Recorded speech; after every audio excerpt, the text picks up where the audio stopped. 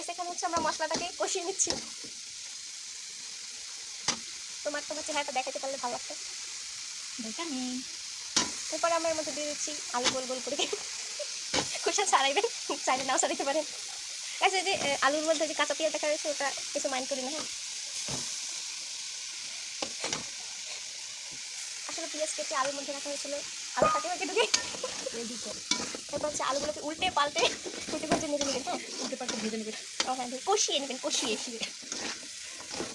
তুই কইতি এই বলতি যে ওই আলুর মধ্যে যে পেঁয়াজ আছে সেগুলো item special item for special person Rahul. Rahul বলতে এখানে কেউ নাই, হবে সাউথের। তো তোমার জামাই তুই কা আমার হবু জামাই, না থাক। অনাগত হবু জামাই। গাইস ভিডিও করতে ভুলে গেছি, এখানে এখন পানি দিয়ে দেবেন। প্রথমবার যখন রান্নার ভিডিও। পানি কম হলে আবার একটু বেশি করে পানি দিয়ে দেবেন, পানি আরো লাগবে।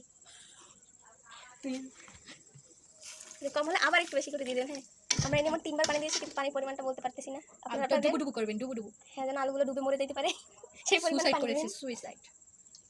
এরপরে দেখতে পাচ্ছেন যে পানিতে বলক চলে এসেছে, রাঁধুনি চলে গেছে কি যেন আনতে। আলুগুলো সিদ্ধ হয়ে গেলে এর মধ্যে দিয়ে দিবেন ভেজে রাখা ডিমগুলো।